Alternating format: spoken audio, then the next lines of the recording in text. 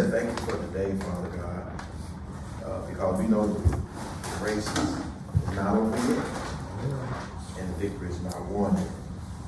But we just want to take this time out to recognize just how good you've really been to us. And as we look back, Father, we remember those that grew up with us, Father, no longer here, but we want to thank you. Just thanking you for everything that you have given us. And most of all, Father God, we thank you for this day. We don't know what tomorrow will bring, but we know if we stay close to you, that you will keep us. But we ask it all and ask you to be in this place, in this moment, in this space. We ask it all in Jesus' name, amen. Showed up to support me today. I've done a lot of things, over the years, and this was just something I wanted to do, and I appreciate the support. As long as I got some support and my family, my wife take care of it, and she's behind me, I will keep doing stuff like this. But I got a little article that y'all might have read it when it was in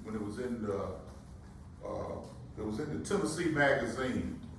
This whole historian wrote it and put it in the State of Tennessee magazine. I'm just gonna read a little short, brief summary about, our existence. And they are institutional, used to be part of our culture, and was always be part of our history. There used to be about 90 African American high schools in Tennessee. As far southwest as Memphis, and as far northwest as Kingsport. In these days, the institution was known as Negro high schools or colored schools. Before integration, black students had to choose to attend them at least if their parents wanted them to go to high school to have resources to get them there. In 1954, the U.S. Supreme Court decision Brown versus Board of Education signaled the beginning of the end of the Tennessee African American high school. It took about 15 years for high school integration to work its way in every corner of Tennessee. But as it is, many of the black high school names vanished from the city's directory, and black high school buildings was abandoned. The number of African American high schools varied within the county.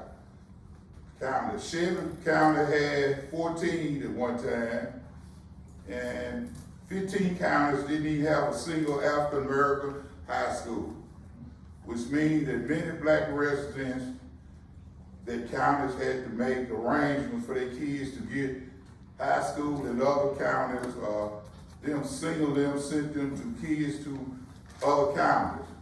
Some of the buildings used to house Tennessee African American schools are still in operation as integrated schools, such as Chattanooga Howard.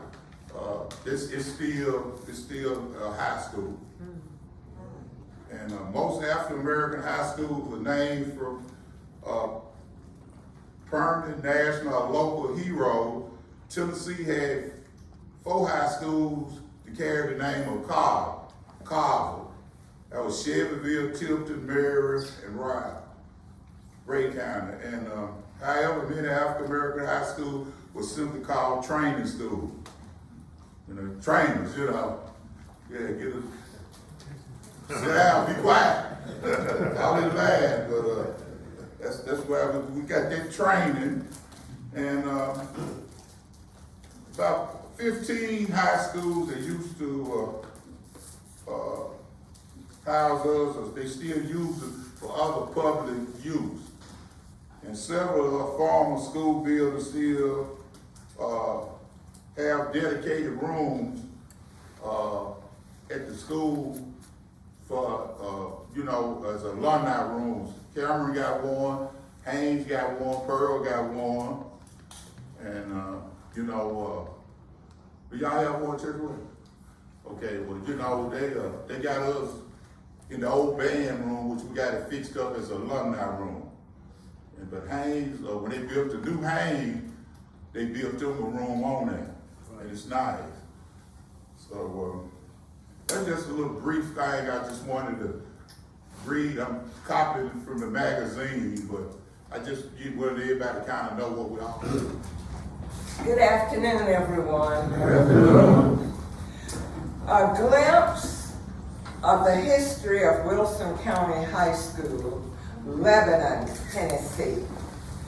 More than 80 years ago, the officials of Lebanon and Wilson County felt the need to raise the educational level of Black people.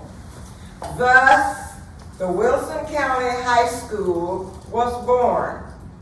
The school officially became a four-year high school around 1920, at which time it was known as a training school. According to the students of the 1920s, the principals, professors Campbell, Inman, and Woodson dared to meet a challenge by not making the minimum the maximum.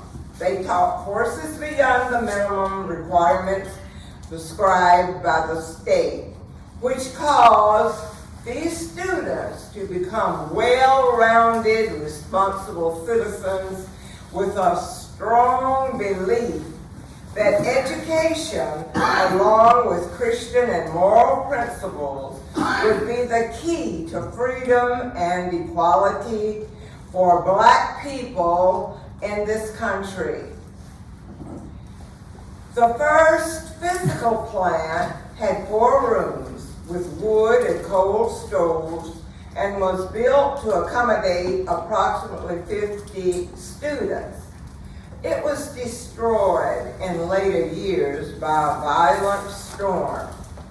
The school was rebuilt with the aid of the Julius Rosenwald Fund, which was set by the aforementioned American merchant and philanthropists to improve education opportunities for Blacks in America.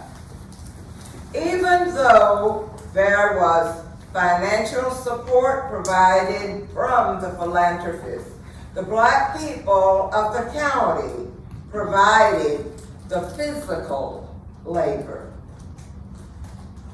Within the walls of a one-room building, the gymnasium, donated by Colonel Rice, and set apart from the school building, the basketball teams excelled.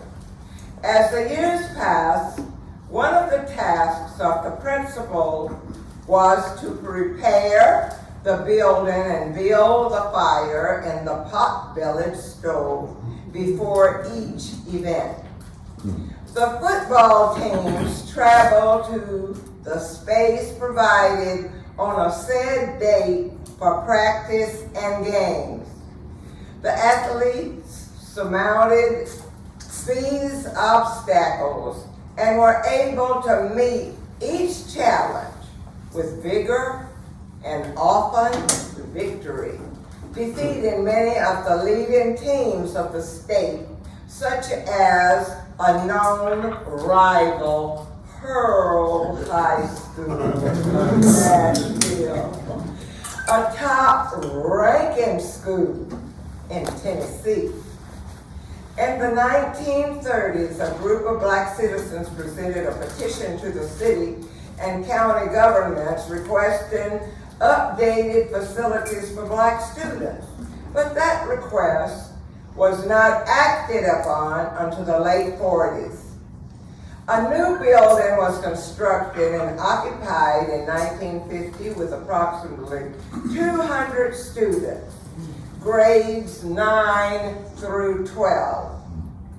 This action was 4 years prior to the 1954 Supreme Court decision, which declared that separate education for Blacks and whites be abolished because such education was not equitable. A few years later, the word training was deleted from the name, and the school became Wilson County High School.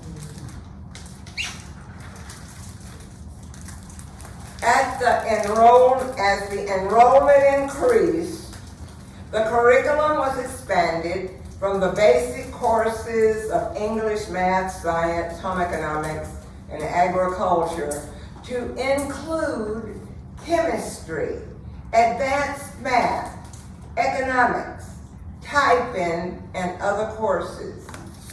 Extracurricular activities were competitive sports, dramatics, and later band.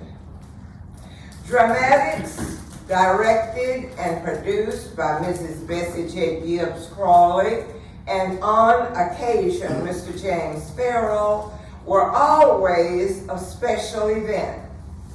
Many of the students became a part of the A&I State College Players Guild. The first uniformed band was formed by Mr. Leonard Morton, who served as director from 1953 to 1957. The band won many awards for their musical and performing talents. Other directors succeeded Mr. Morton through 1969. Because of the laws of segregation, several counties were represented at WCHS.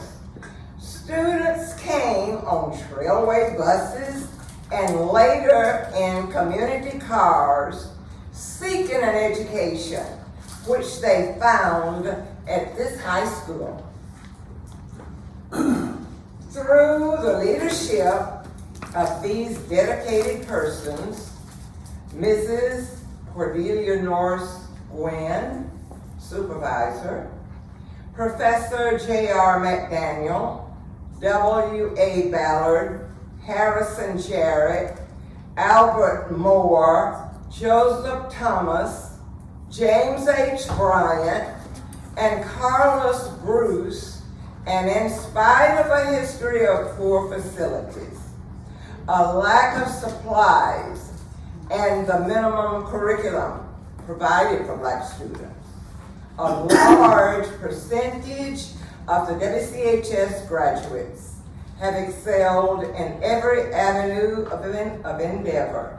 Medical doctors, lawyers, registered nurses, other medical areas, engineers, school administrators, and teachers in many of the nation's leading school systems, varied U.S. government jobs, supervisors, and production employees in industry, law enforcement, entrepreneurs, scientists, businesses, and others.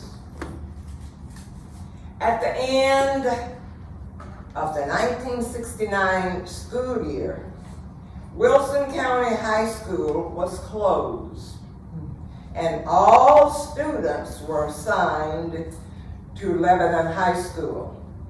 The old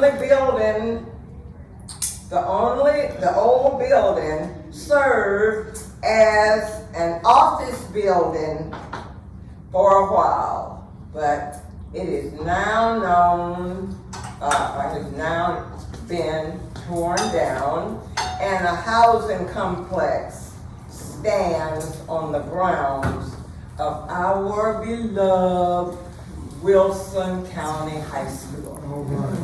Thank you.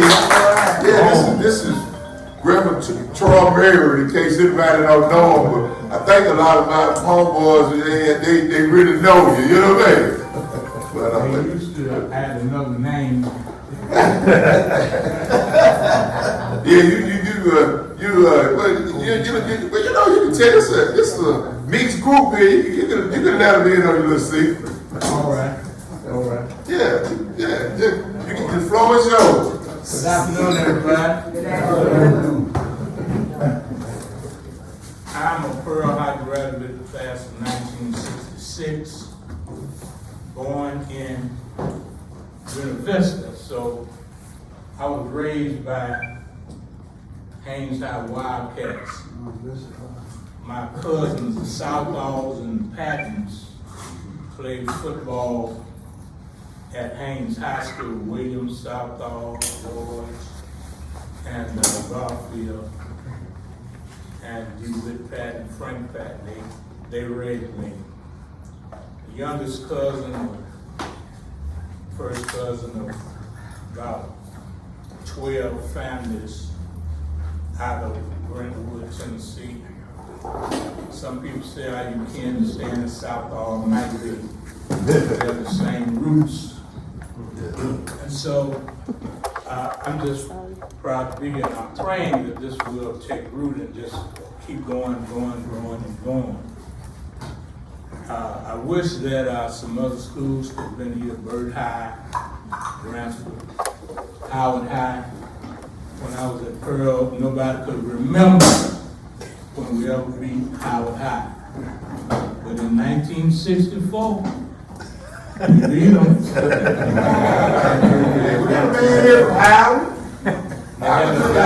They called Big Man.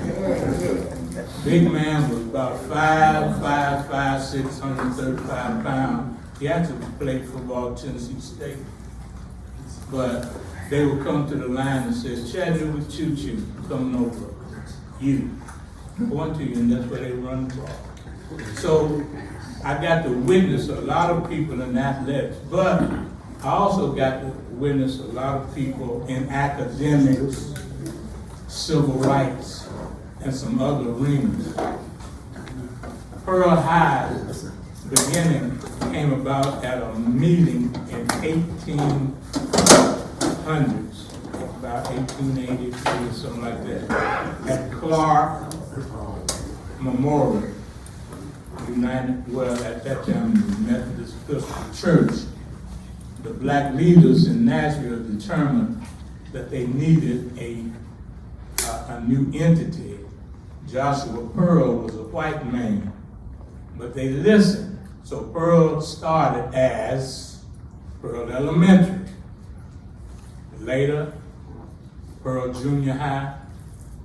Later, Pearl Senior High.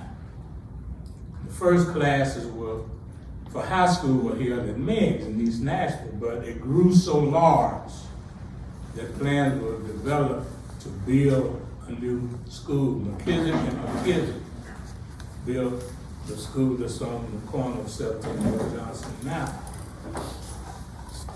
But that history and all of what happened transpired caused people from all over Tennessee and some other states to move here in order to be students at Pearl High. We just funeralized James Sherrill, who opened Bel Air Barbershop in 1957-58. I was a barbershop boy, and I'm proud of it. And they were proud of it. All right.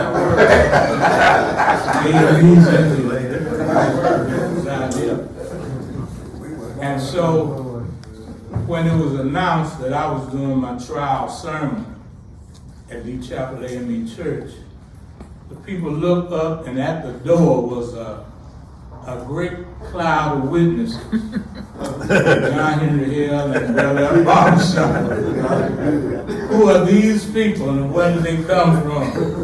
And I whispered to somebody, I said, those are my people. James Sherrill turned out the whole neighborhood on my behalf. James Sherrill grew up, was born in Pulaski, but came here and opened Bel Air Barbershop in 1958. So what I'm saying is that was a pull because of educational opportunities, even back in the day. Some things that ordinarily wouldn't be talked about is like civil rights. I was on the front edge of some things that had to do with civil rights when it came to black males in school. To this day, in Nashville, Tennessee, there's a problem that 50% of the black males who go in high school in the 9th grade never finish with their classes. and they're silent about it. But I would stand up in meetings, and to the chagrin of red, yellow, black, and white, they didn't like what I was saying, but my first job in the state of Tennessee was working with at-risk youth in the corrections department. I worked for the state 14 years, working primarily with black males and getting them going back in the system. And then for the last 13 years, I worked in metro schools at alternative schools, like Murphy, which was open for weapons violators, assaults and batterers. And they said, why you want to work in a school like that? I said, well, I'm one of them. Yes. I can remember them days. They listen to me because they know what I'm telling them. I didn't read another book. And so in the day when we would go to the Hippodrome and Open Air and all those other places, I was known as Gaylord. And so a lot of people didn't know my real name, Troy Merritt. And they would say, who is that? And then when they say, oh man, that's old Gaylord. And they say, okay, we know who he is now. I know him. Now, what I'm saying to you is, like, all of these schools, I really love the history, but they did a job on us in the name of we're gonna make everything better. But I believe that they stole our culture. As a preacher that came out from under old school preachers, I grew up with this teaching that they gave me. The most feared man in America is the black man praying on Sunday in church on his knees or standing as a deacon or a steward in the church. Because we went out regardless of what level of education that we had, and we did what we had to do for our families, for our schools, and for our churches. And so I stand on that today. My parents, my mother could teach because she had gone to the 8th grade. Her family talked her out of it because she would have been more advanced than all the other 11 brothers and sisters. You hear what I'm saying? And so, yeah, out of that group, I'm the worst of my family. My brother graduated from Pearl in Tennessee State. My sister graduated from Pearl, Howard, University of Michigan twice. Headed education in America under President Carter. Right from university, we didn't have hot and cold running water in the house. And so when I came along, I caught people like J.C. Hull, who had also been county. I caught my driver's ed instructor, was a football coach at Cameron. Blackson Storm. Put him out of the car on 18th and Willis. Say, you driving too fast. Get out of the car. I had to walk all the way back to the school. But I've been driving ever since. It was long before race. So I'm saying that we were reared by folk who had a tie. The home, the church, the school, they were on one accord. Amen. So my career went working for over 30 years with youth, both female and male, mostly male, who didn't have that connection. And we talk about a lot of things about sports. I asked my own class, reunion people, okay, we talk about the 66, but who won the championship in basketball in 1965?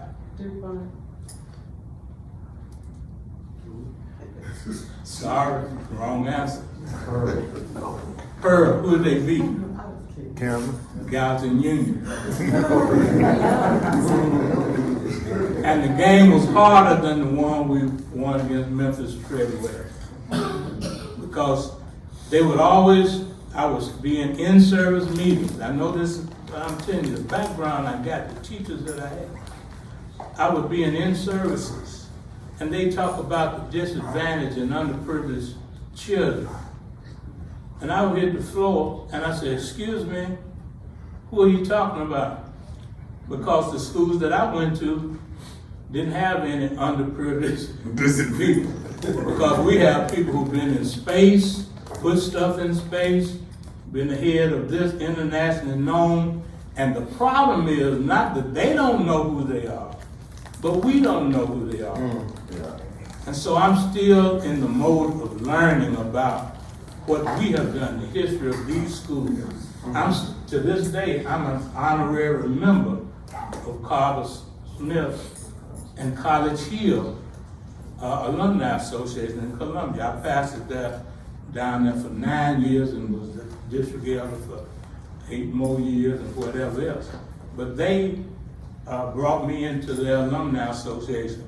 Of course, when I went to the affairs, they were scared, some of my members were scared to dance because the pastor was there. So I would wait and speak to everybody and leave. So, Robert, you up, man. Appreciate that. Thank you. Thank you, man. Good afternoon, everyone. So good to be here this afternoon. I'm so glad he gave us the upfront information before we got started today. I know I'm preaching to the choir, because all of you all have experienced many of the things we talked about today. When he talked about the schools, they didn't call our schools schools. They call them get ready schools for the most part. But I know our young people need to hear this. We know it. But our young people need to hear what we went through to get where we are today. That was the foundation for where they are now. And a lot of our kids don't know the history. No. But I went to Meigs. I'm from East Nashville, as we said. And Meigs holds a very special part in my heart for many reasons. You know, it was the first high school in Nashville. The first high school in Nashville, first of all. But we know that most of our schools were named not by our people, but the other people. That's right. Okay? So Meigs was named by James L. Meigs, who was the second superintendent of public schools. And in a report by Caldwell, Superintendent Caldwell, in 1980-81, he shared that at least 150 black students had been refused permission to enter a school because there was no room for them. Now come on.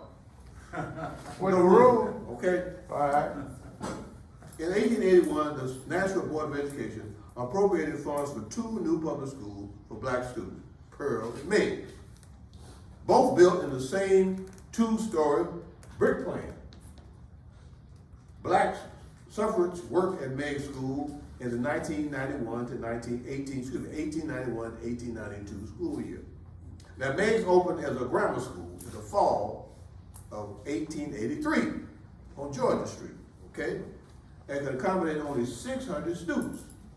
Now, they didn't want us to go to school. No. Right. They didn't want us to even be educated, okay?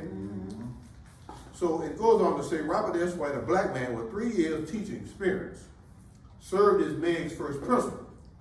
And the enrollment at Meigs in 1883 to 1884, the school year totaled 397 primary and intermediate pupils. 4 teachers assisted the principal. So everybody was doing the thing, cafeteria work and all that, during that time. In 1884, many African Americans were elected to Reconstruction legislatures in the South and must be credited with making public education available to poor whites and blacks. Even with Meigs still a grammar school, students had no place to obtain an education beyond the 8th grade. Because J.C. Napier, we know we've heard of J.C. Napier Holmes, all right? A black lawyer brought a resolution to the city council on September 25th, 1884 to obtain a high school by the 1886 school term.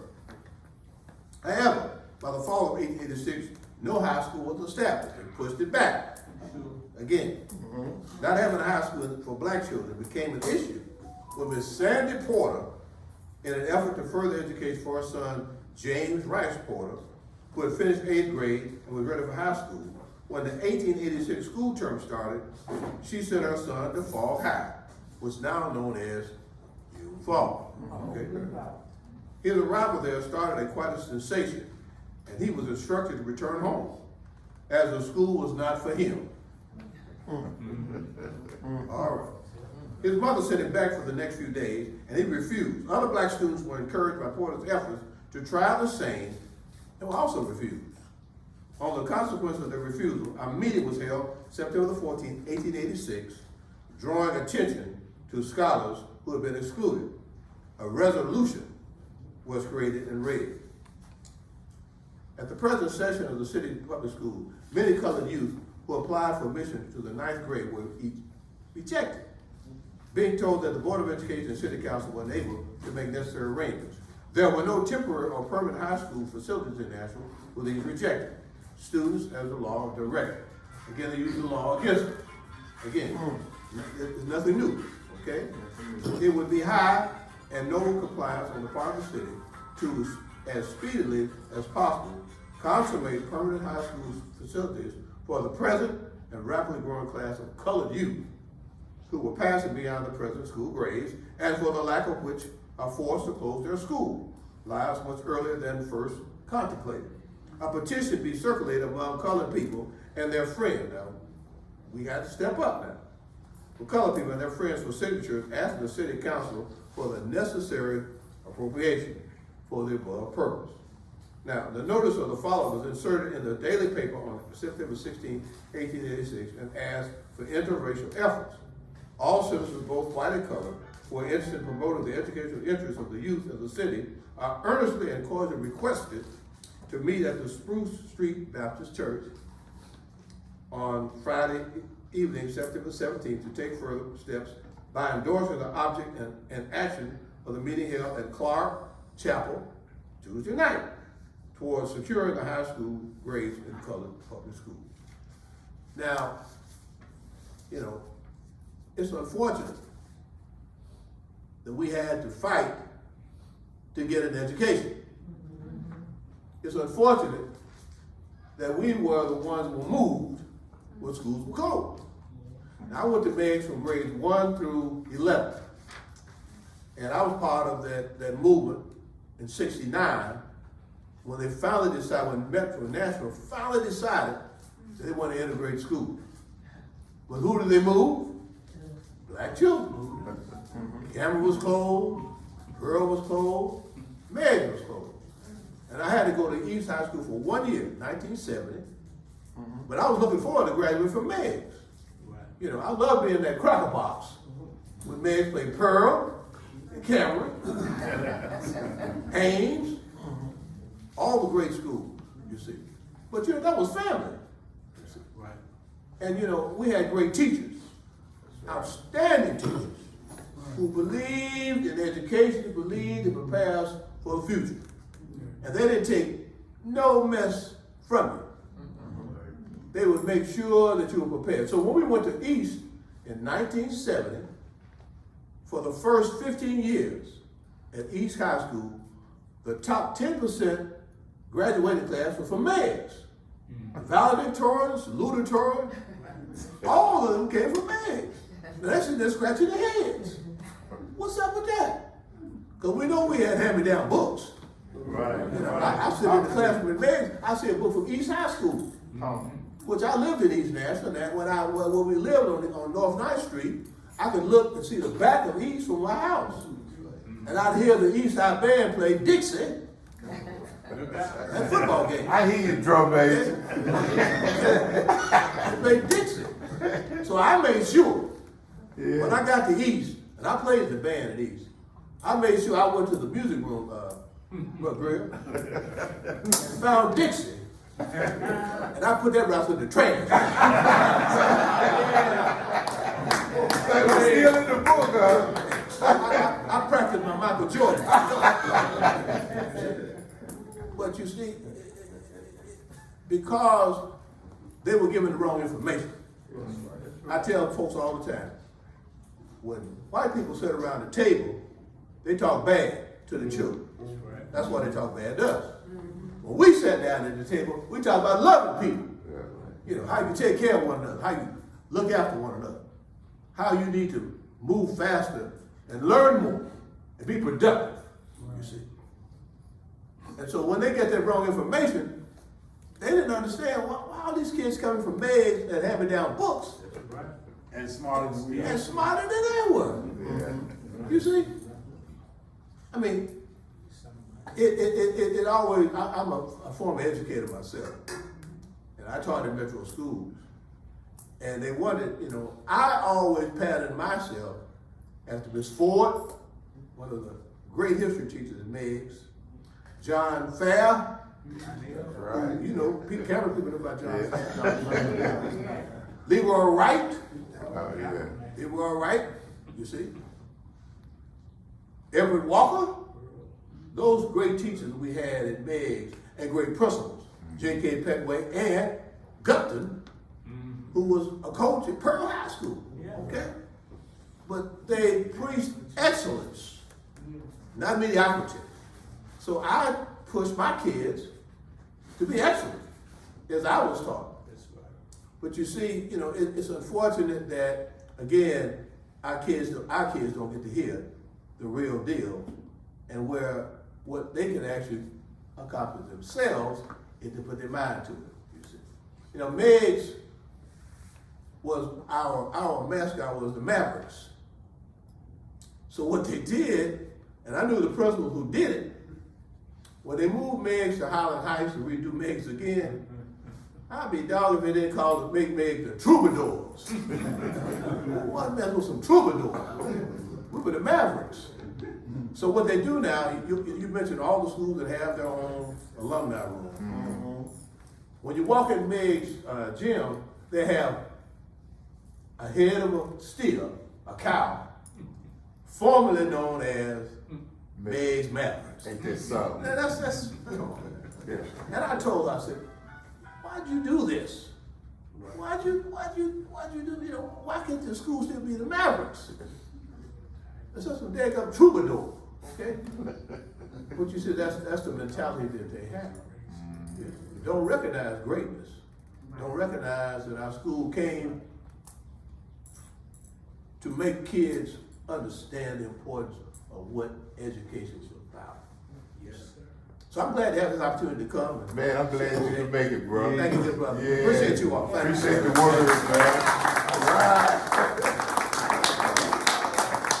Google from, he's the real and the deal Chattanooga Howard man. He drove all the way down here to see his father. Well, that's amazing. That's amazing. Man, What do you think about that little trip over? hey, the day that I fell out of it, yeah, I got sick up in Louisville one night, and I started falling. Charlie tried to grab me. I guess he thought about it. Well, I better let him have a little bit of this ride. But I love you, bro. Yeah. Hello, my name is Charles Hope. I'm Chattanooga, Tennessee. I graduated from Howard High School in 1972. I think we've been purred about 1 or 2 times before they tore us up. Ran us out of town on the bus. Throw rocks, bricks, everything at the bus before we left. Yeah. We went to prayer, they know it happened. And we had some great people come out of Howard High School. We had Jerome Jennings. You probably heard him, called him Joe. We had Reggie White. He played for the Green Bay Packers about 5-6 years before he passed away. He came out of Howard. And I ain't gonna talk to the schools down here, just too much about Chattanooga. We had great guys out of Chattanooga. Now it's Howard High School, but now it used to be 99% black. Now it's more Mexican. It's more Mexican than it is black in Howard High School. 99%. They took off and went to another school on the other side of town called Tyner High. That's where all the blacks went to.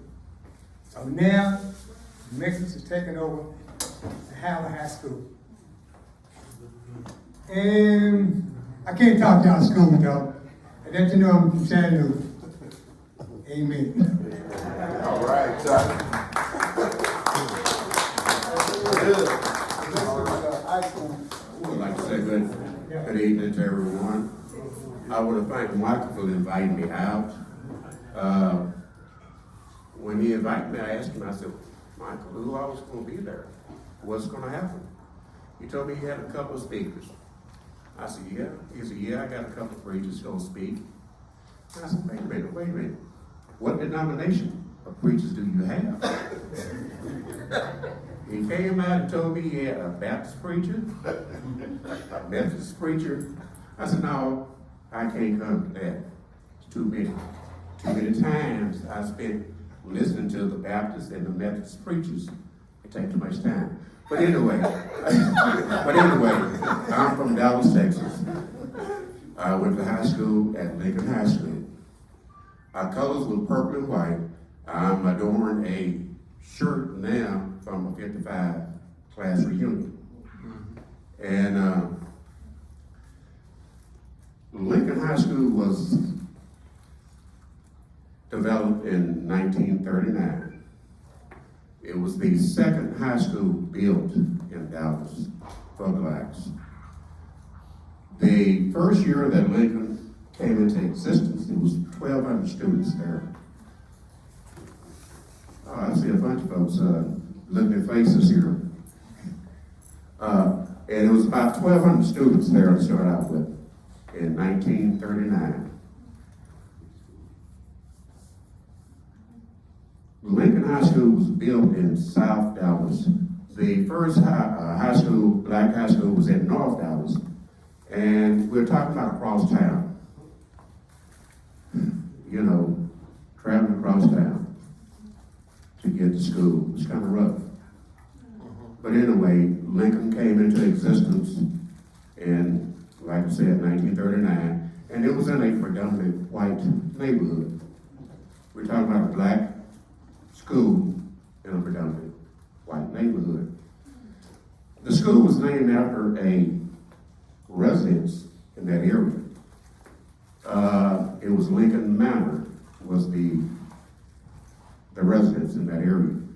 And Lincoln Manor was named after Abraham Lincoln, as we all know. We don't carry the connotation of Abraham Lincoln High School, it's just Lincoln High. After Lincoln was established there for the blacks, there arose a problem, whereas the white wanted to take that school over because it was the largest school in that area, the largest campus. It had 11 acres that the school was built on. And the whites thought it was wrong for the blacks to have that school, a new school, that big. There was some bombing going on, just total disruption. I don't know if you know anything about Texas, but Texas was one of the last holdouts. Yeah, Texas was the last holdout. Prejudice ran rampant there. I'm not saying it's any better now, but prejudice ran rampant.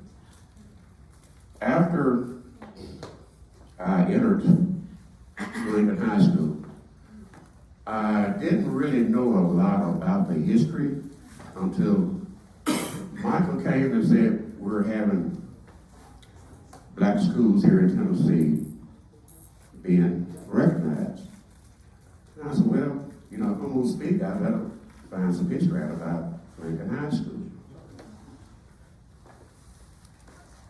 Mike, I want to thank you for forcing me to go back and dig out the history of Lincoln High School. It's a rich history for blacks in that area. And like I said, it was the second black school in that area, high school for blacks. I don't have a lot to say. I don't speak in front of people a lot, but I would, you know, if you have any questions, I'll be happy to answer. I don't have a lot to say. Okay, so I went to Holloway, and I was in the end of the cycle, because after our class, we had one more, and then they shut it down. And everybody went to Central High. But during the time that we were at Holloway, we had quite a few interesting things to happen and quite a few interesting people. I remember playing, it was Pearl, we used to play basketball. And when we win, we had to run to the bus. And they still came out there and rocked the bus. We knew every time we came down, they was coming to rock the bus when the game was over. Yeah. And then, That was just a tradition. They didn't Hey, they were throwing them soft rocks, you know? They wasn't throwing hard rocks. most of us out there talking being, so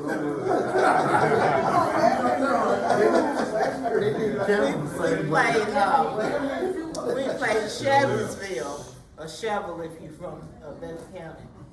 And we had the Cedar Bucket Classic. So every year the high school that won carried the Cedar Bucket back to their home school, and it stayed there until it was time to play again around Thanksgiving. And then towards the end of it, the Cedar Bucket sort of disappeared. We don't know where it is. But we won the game. We just don't know where the bucket is.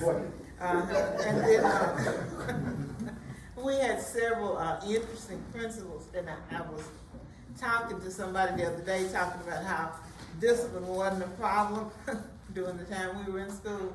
We had 3 principals, Dr. Green, Dr. Stevens, and Mr. Woods. And Mr. Stevens was there when I was there, and he was a big fella, kind of reminded me of you. All right. Sound like my kind of guy. But he didn't play. I remember one year he had this young man that challenged him every other day. They got into it about having his shirt on the outside. So Professor Stevens carried him to the office, and he was gonna paddle him, because you could paddle in those days. And Professor Stevens, on accident, turned the intercom on, so we could hear every single disciplinary lick that he got. And so for the next few days, it was real quiet in the house. We won't do nothing to get on Professor Stevens' bedside. But those were the good days. They had camaraderie. We lived where the teachers lived. So if you got in trouble at school, they saw your mom. You couldn't call them, but they would get the word to them, and you get it again. So this yeah, probably. If they were your relatives or your schoolmates, or they went to your church. But we had several notable persons to graduate from high school, and it says James Glanton graduated in the 30s. He went on to become a judge. Excuse me. They mentioned James Scott, Walter Stafford. I don't know any of those people.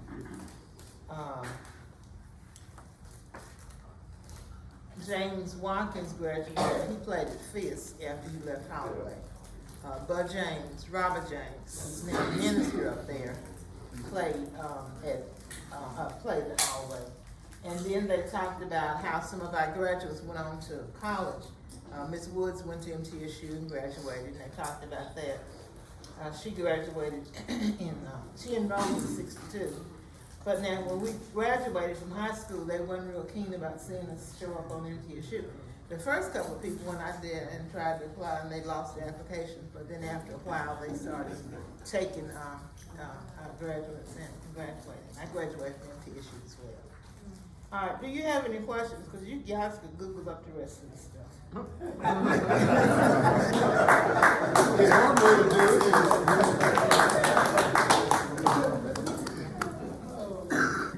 As Mike said, my name is Ronnie Greer. I graduated from Cameron High School in 1969, which was the best class to ever come out of Cameron High School. We were a unique group, a unique class, because we were suspended from athletics for the entire school year, from fall of 1968 through fall of 1969, we had no athletic competition to deal with, which made us tighter because not many of the students left the school. They could have, but we stayed around and we became closer because we didn't have athletic competition. But I was listening to some of the things that Troy was saying earlier and everyone had said about the schools and the teachers that they had. We had a teacher in Cameron, his name was Ulysses Wilhart. And Mr. Wilhart told us this. And then as church world was talking about how our kids don't know what went on. We need to try to figure out how to tell them what went on, or why don't they know what went on. Mr. Wilhart told us this. He said, we have to remember that white boy is a tacticianer of chicanery. Always has been, always will be. So I like the word chicanery, so I'd say it. Then one day I looked up what chicanery actually meant. And it's the ability to keep shit going. They're going to be in charge, they're going to change the rules so they can be in charge. That's just what they do. And when Church World mentioned that our kids don't get this information, it's because they changed the rules. They stopped allowing for our kids to be taught about our existence in this country. You can't teach black history, because everybody's got history. One of the things they've said recently is they want to stop doing that kind of education because it might make some other kids feel uncomfortable knowing that those kind of things happen. But I have another opinion on that.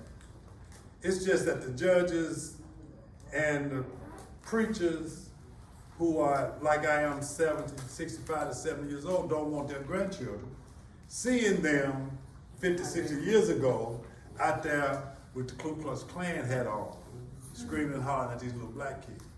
Because if they teach our history, certainly for the last 70 years, the folk who are right now talking about, we don't want to talk about that, are the very ones their children will see out there trying to prevent us from being human. So that's, so our kids don't get it because the system has allowed for taking it out for them. However, we are challenged. We need to tell them in some kind of way. We need to let them know every chance you get. Just tell them something about what happened, where you went to. Because if we don't tell them the effects of them not getting it, we can already see that. They have no respect for themselves or anybody else. They think they can just do what you want to do. But all of our teachers, in each one of these schools represented here, every teacher, everybody has a teacher in those schools that set you down. Told you no matter how bad you think you are, you can't do that. And they did it because they needed to keep you from going to jail. You know what I'm saying? And they will own it like that. And so we don't have that. Teachers today have to be careful with that. But we are challenged to try to figure out a way to let our kids know. And the sooner we can, we just have to, and like Reverend Hill said, this is a family kind of thing. Or Troy was saying, this has been a family kind of thing. From that one to that one, I guarantee you'll find somebody that you know who went there or knew somebody who went there, and it was a part of the larger family. And we just have to awaken that memory for our kids and hope that, we can keep doing this for the next 10, 15, 20 years. Because most of us in this room, I know with Cameron, Mike and I talk about it all the time. There were only 2 classes to graduate after we did.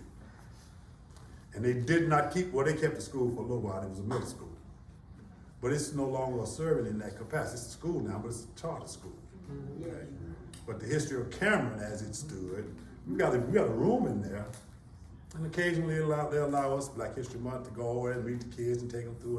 And the kids will look up and see their uncles or their grandmothers or grandfathers' pictures in the alumni room. And it makes them feel real good about that. But that's the only time they get it, 28 days in February. So we need to figure out how to do better, if we can. Mary Jackson Owens. She's the only cheerleader. And she's gonna come up here and do one of the cheers that she learned from 66 to 69. You know what I mean? I know she still got it in her. You know what I mean? I know she still got them hops. You know what I mean? You know, I know she can. I got one tip. Uh, I got one tip for you. okay, well, bring it on, sister. Here you go. Yeah. Hey, one tip. All right. This is what. BHF is the best. Hi, y'all. I'm so happy to see everybody, and thank you for this opportunity, because I love me some Cameron. I only went to 2 schools, Napier and Cameron, and lived on Claiborne Street.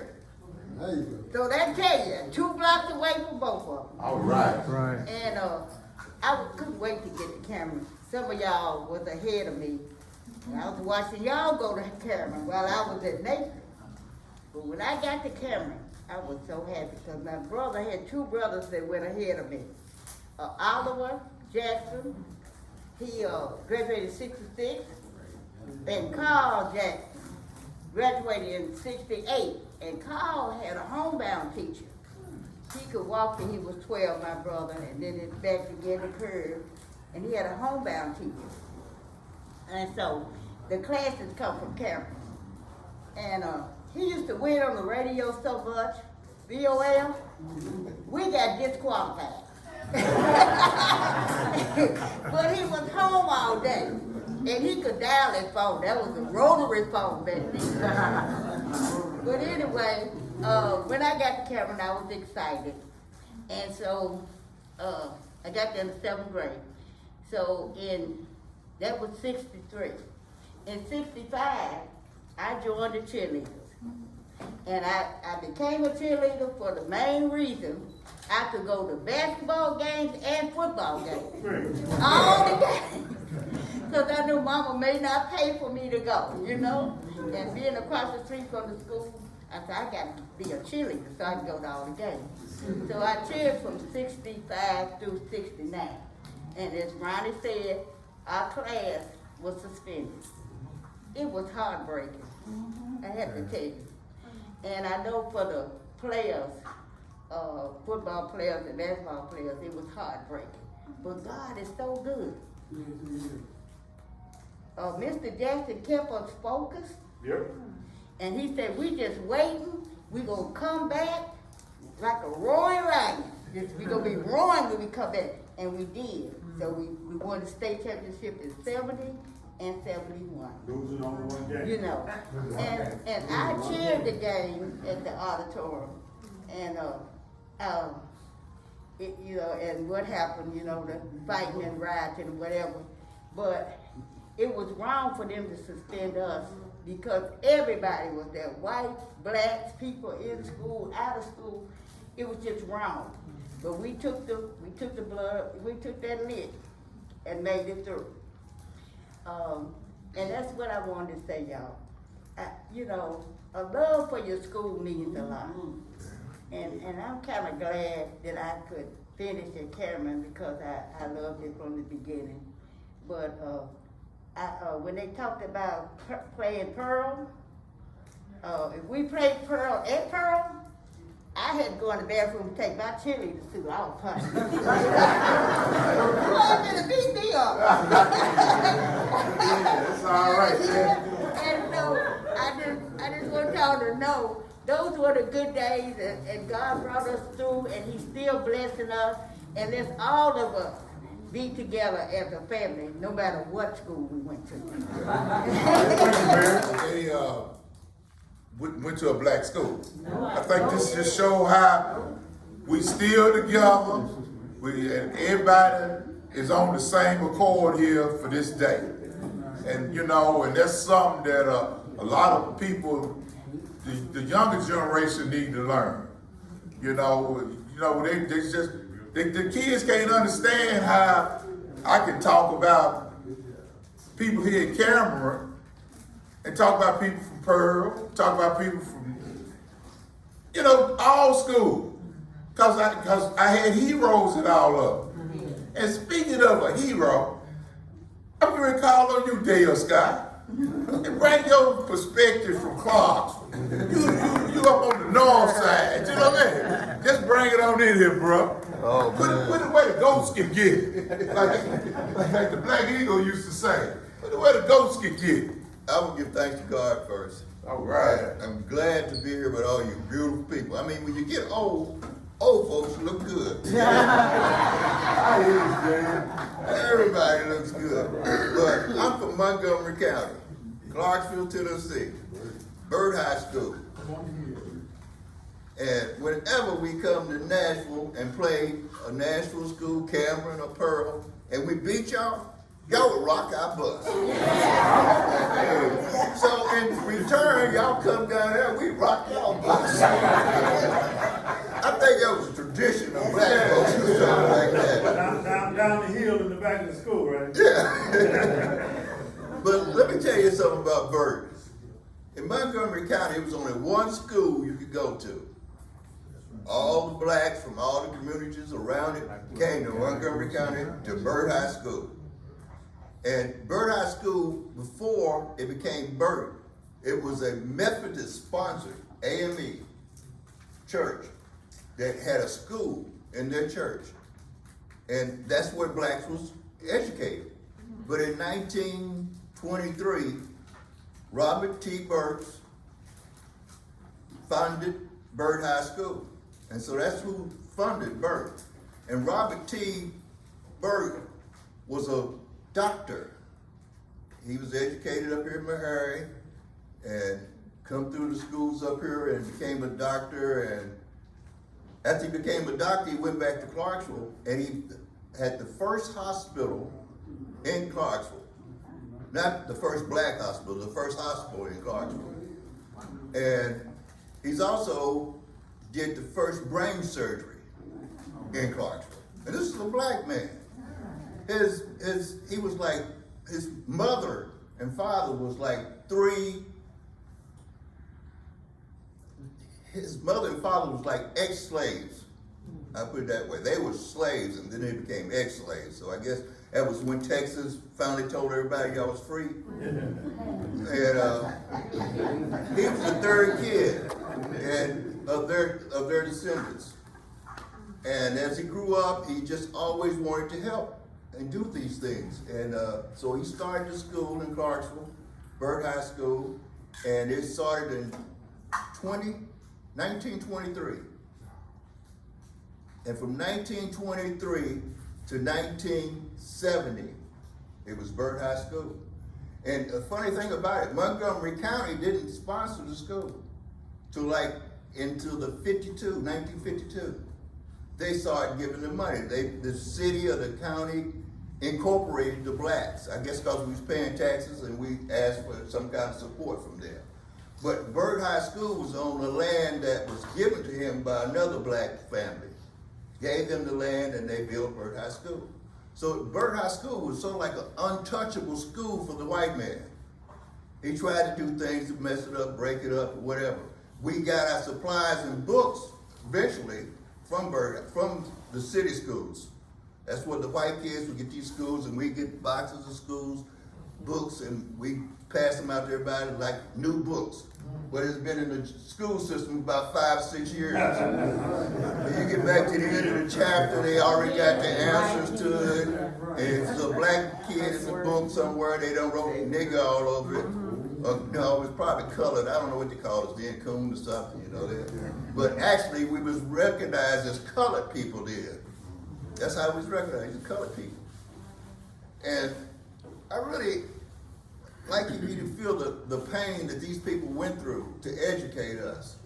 But we were smarter than the white kids. See, I didn't graduate from Byrd.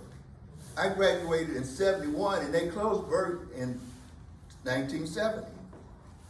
So I had to go to a white school. And you know, you're like, oh God, we're going to white. They always talk like they had so much better than us. Scared, Dave. Yeah, scared. You're scared, right? They always talk about how they had everything better. Man, get over there, they didn't have nothing. I mean, we had it better.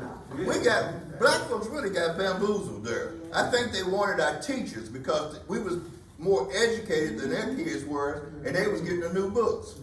We was getting the old books and becoming more smarter than they were. at Burt High, we had doctors, lawyers, professors. One of the DAs here in Nashville graduated from Burt High School. Plenty of doctors graduated from Burt. Wilma Rudolph come from Burt. It's just on and on. I didn't really know I was going to be a speaker until last night. So I'm just sort of shooting this to you guys. Hey, bro, hey, man, that's do the man. Shoot it. And but Dr. Burt's had a mission, and during the can't really think the dates, but I guess between 1906, he started building himself up in Clarksville, becoming somebody, becoming a special man. And you know, white folks always resented that, but high school of Fayetteville. We the ones that used to beat all you folks from Mount Pleasant and Columbia, we got rocked too, don't worry about it. That was protocol, I think. Our school started in 1950 and ended in 1966. My brother was in the first graduating class. I was in the last graduating class. Our schools got integrated in 65, and your cousin actually wound up going to the white school in 65, Al. Yeah. But we came from a rich tradition like most of you all. We had teachers who cared. That's the one thing that black high schools had, was teachers who cared about you. I remember we had two principals in the years from, we only had two principals. And I remember the last principal that came in was my freshman year. And I decided I'm gonna try the principal. And he made one statement. He says, actually, I know some of you parents care about what you do in school. And said, I'm gonna make some phone calls. There was a line of students getting up, trying to get out of whatever they were getting in because they'd gotten in trouble because they were gonna have their parents call. That's something these white school teachers don't care about doing for our black kids. I think integration was probably one of the worst things that ever happened to the black kids, because we had, like I said, we had teachers who cared. Yeah, we had second class books, but at least we learned something out of those second class books. We learned a lot about life. We learned how to treat people and how to be treated. And that's so important. That has led us all to greater things, our kids, our grandkids, and everything else. So I'm just proud to be a Tiger out of West End. Like I say, I was in the last graduating class in 1966. Our school has been turned into an apartment complex. But I worked for the State Housing Agency at the time. So I was the person over having it done through when it was being done, and to walk through the halls for the last time was a lot of memories of things that we had done. I remember you talk about things we had that white kids didn't have, field day. You know, that was a big thing in our schools. Was all the outer schools, the black schools would come once a year. We'd have field day, but we would have skits in the morning and field activities in the afternoon. And I remember when the 8 party lines, I know y'all all remember too. Me and a white boy got to arguing, and the only thing I could think of we had that he didn't have was field day. And he said, "What is that?" And I said, "Oh, see, that shows you don't know." So that's a little bit about West End. Thank you all for allowing me to say a word or two. And good to see you all. Yeah, thank you, John. We went first through the 4th grade in the Rosenwald in one half, and 4th through the 5th through the 8th. So actually, you learn twice or 4 times because you would hear the first grade, second grade, third grade, fourth grade. By the time you got there, you would get it the second time. Yeah, that's all right there. And ironically, my mother was a school bus driver in 1941, which was probably one of the first black women drivers in the country. Oh, that's great. She rode by to get one child. She would drive 10 miles in. He lived within 300 yards of a white school. She would drive 10 miles in to get him twice a day to get this one child. That's how integration, and that's how they felt about things. Oh, Yeah. They thought a lot of us did. Right. But unless anybody got some questions, okay, Brother Mason. Yeah, I just want to say that during the time that we were at Carter Lawrence High School, and in order to get to Cameron High School, we had to line up outside on the walk, on the sidewalk to go to Cameron High School. And we started from edge of Carter Lawrence, going all the way out, across 8th Avenue to Chestnut Avenue in order to get to Cameron High School. That was a couple miles, right? Right. And that was the only way that you would go. You graduated from high school in 1960 at 6th grade, and when you got to the 7th grade, we weren't fortunate like the people were in Pearl and lived in North Nashville. They have a junior high school because we started from the 7th to the 12th at Cameron. So therefore, we weren't that fortunate like a lot of other people. Oh, yeah. Okay, okay. You made a Marine out of you. you think you the man that boot camp Marine? You had to walk from Carolina to Cameron. You made a man out of him. Yeah, that's good, Brother Mason. We were fortunate. We had Rose Park to go to. Before we got here. Yeah, you was one of the privileged children. Y'all had air conditioning and everything. No, that's right. Yeah, over there. Nah, they redone it. Yeah. Hey, Mike. What's up, Nut? You better speak. I just want to say thank you to Michael Owen for doing something that, in my opinion, the young people don't have, and that is identity, their history. And they don't seem to be connected to anything. So that's how important what you're doing is, in my opinion.